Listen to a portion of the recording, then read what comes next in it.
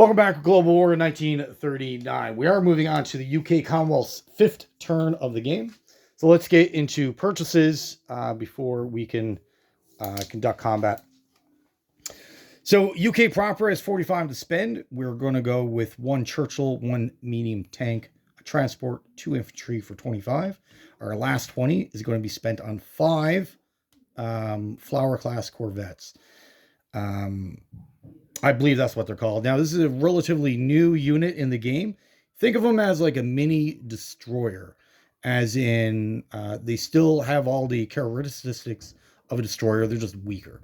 However, they only cost $4 compared to $7.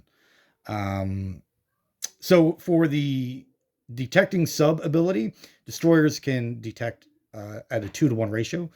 This particular vessel does it at a 1-to-1, which is still good. If we have 5, the Germans would need at least 6 subs before they're able to capitalize on their first strike capability, which is great.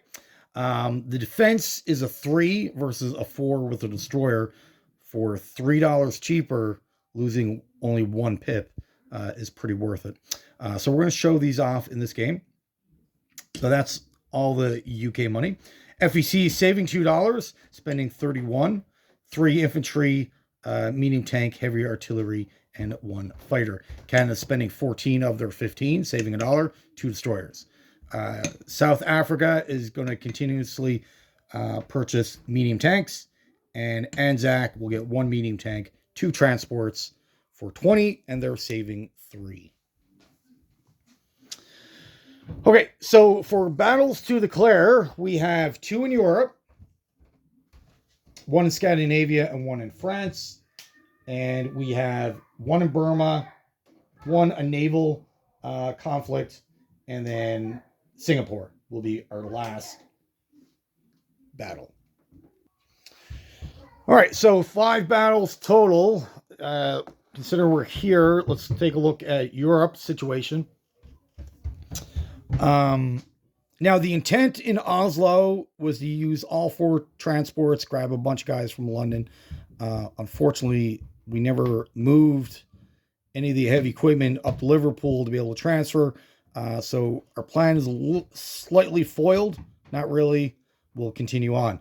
So we're going to move over all of our transports, all 4. Some are going to be empty, which is fine. We just want the protection of the Russian fleet. And we're going to grab 3 infantry. 2 from Liverpool, 1 from Scotland. They will land in Oslo. And they will be supported by the 2 medium bombers from London. And their flight path will be 1, 2, 3. So 1, 2, 3, 4, 5, 6. So they can get back to London, no problem. And the Germans don't have any aircraft.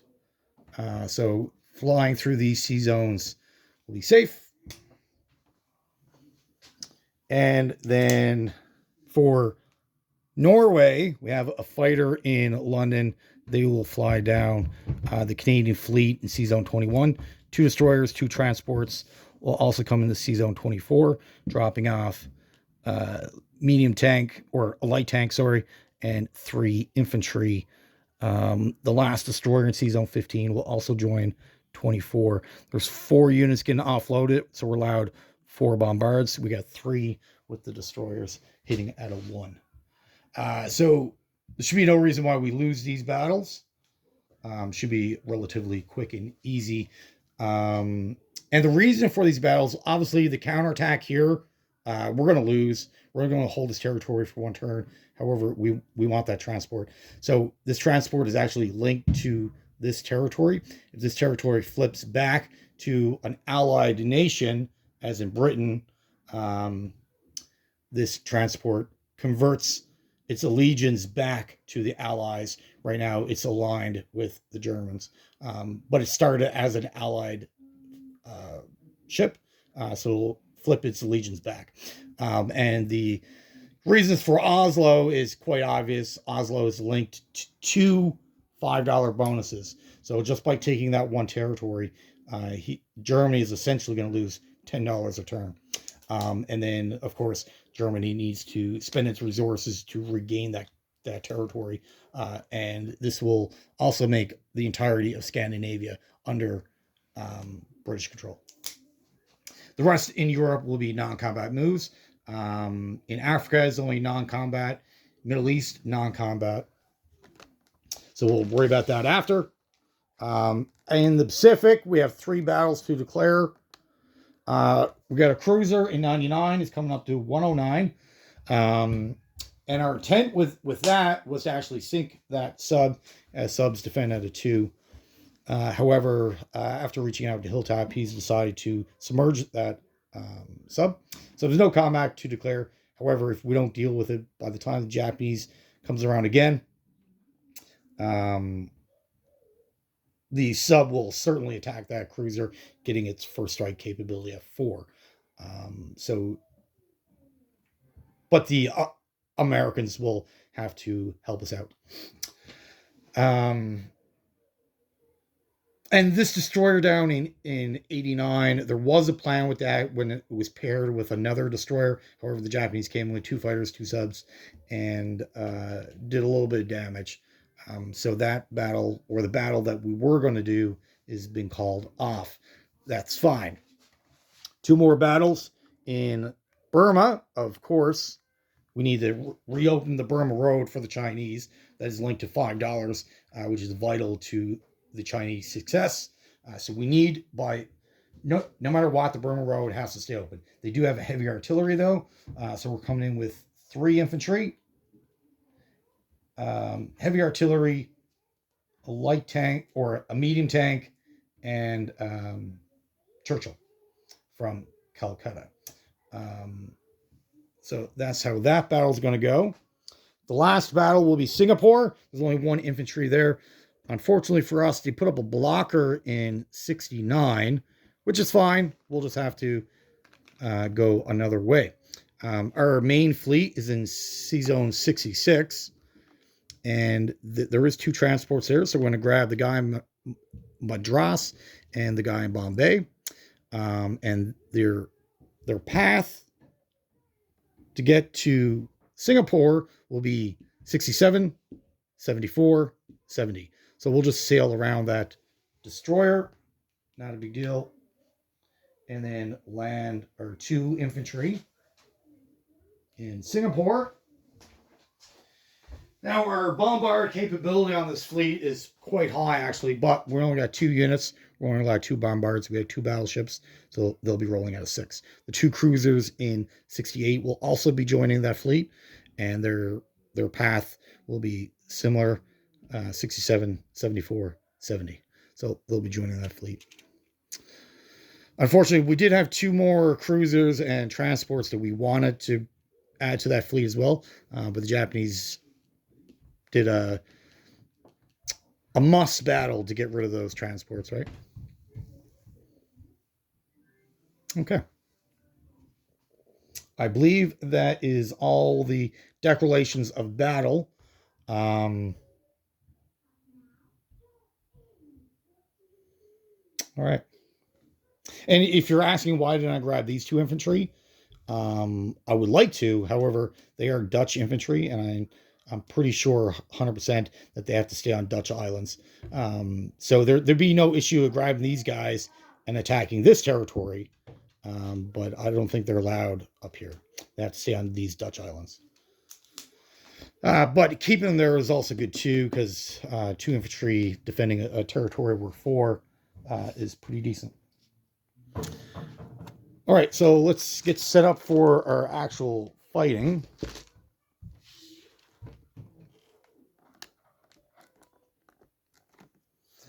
Let's do the European battle first. It should be quite easy.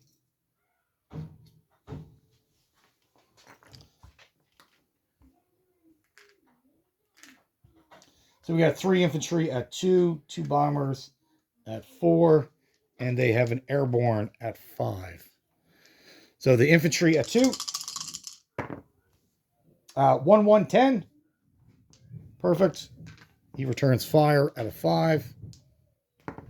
1. So we lose 1 infantry. And we capture that territory.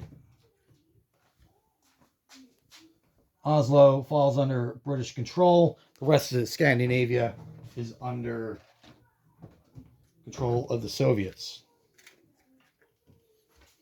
And the bombers on the non-combat phase will fly back to London.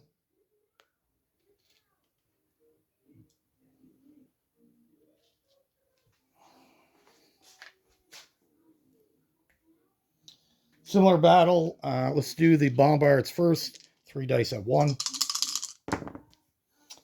Miss. So we weren't expecting anything there. 3 dice at 2.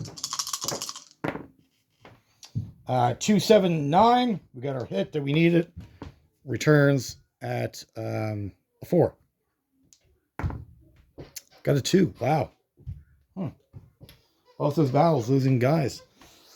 Okay, cool.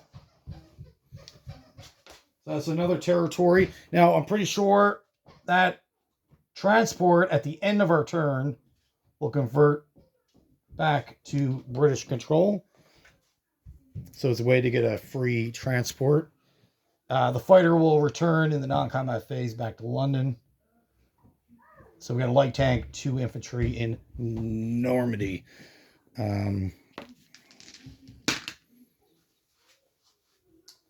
Okay, so and then of course in the Singapore we got our fighters. They'll be coming in as well.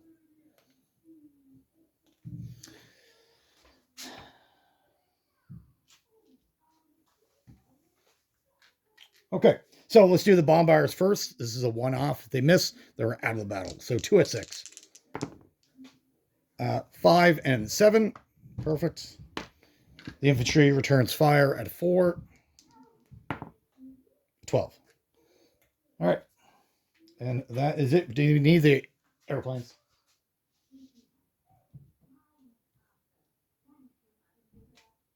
And Singapore falls back to the UK player, which is great. It's only worth $2 for us. However, for the Japanese, it's actually worth 7. It's linked to a bonus where they get a +5. So they can certainly take it back, I have no doubts. But they're going to have to come down, not just waste resources, but the time that those resources could be doing something else. But taking Singapore is vital to the Japanese success. So the more irritation that we can throw at the Japanese, the better.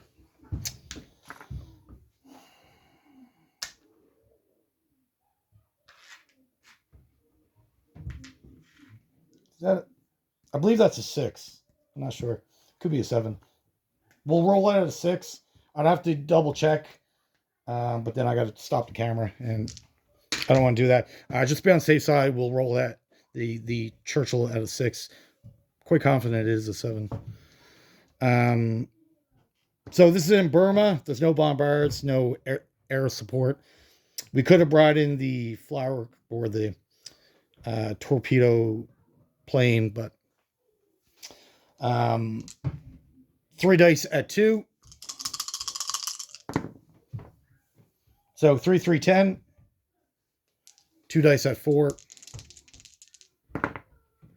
1, 9. And then return. 2 dice at 4. 1, 5. And we kind of messed that battle up. I forgot to increase one of the infantry, but it didn't matter, and it didn't affect anything. The end result would have been the same.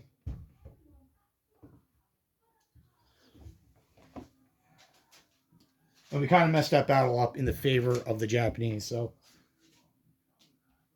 there's no need to re-roll that whatsoever. I believe that's all the battles, all 5. The naval conflict we're actually not going to roll because he's submerged. The rest are just going to be non-combat. Okay.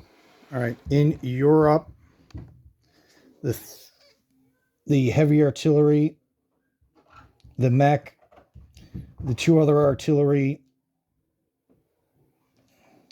the commando is all going to move to Liverpool. The 3 Fighters in Liverpool are going to move down to London.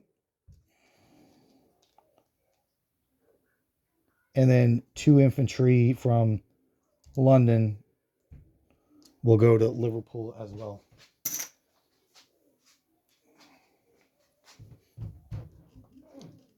So that will be ready to jump on the transports to do whatever. All the planes return back to London in Europe. That is it for that. In Africa, basically, this medium tank is going to join up here in Uganda. We could press. Yeah, let's move everything back up to Sudan. See how they respond. I don't know, because they can hit us with a tank and infantry and their air force. I don't think they'll risk their air force. They only got a cover of 2 units, but you never know. Let's see what happens. In the Middle East, these 2 infantry in Transjordan will move to Iraq.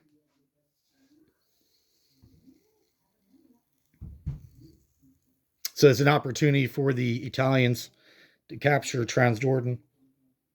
Actually, we're just going to keep a guy behind, make him work for it slightly. And over in India,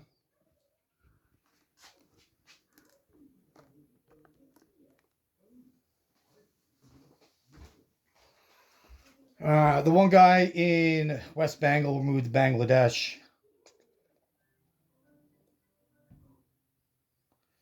They're at no risk of capturing Calcutta. So let's move all 3 guys, actually. And we're going to bring our AA gun up. We should have done that 3 turns ago. We kept forgetting. The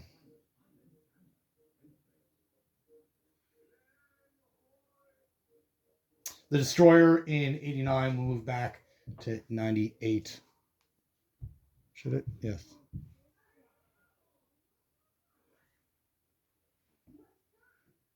No, apologies. It's going to move to 82. Oh, that wasn't even on camera. Sorry. The destroyer that was in 89 moved down to 82. All right, unit placement for Australia. We have a tank going in Sydney, 2 transports going in Sydney. UK proper will also place a transport in New Zealand.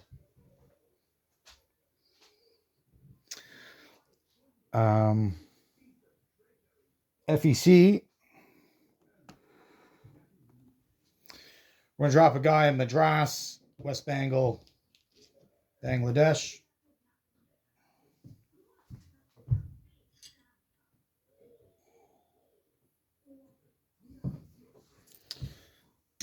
FEC will go with a medium tank, a fighter, heavy artillery, and UK proper will drop in a Churchill.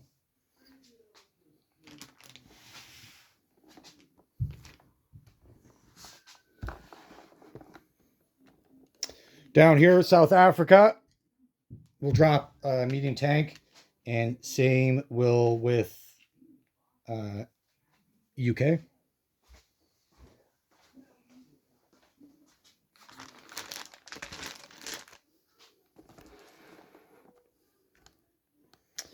In Canada, we got our 2 destroyers. Britain, UK will drop 1 infantry off in London. The 5 Flower class will join this fleet down here. So the 3 transports, 3 destroyers, and now 5 of these small ships will go in the English Channel. We got 1 infantry left, which will be dropped in Iraq. with the army base. We forgot to do that last turn. We want to make sure we do it this turn. That is everything.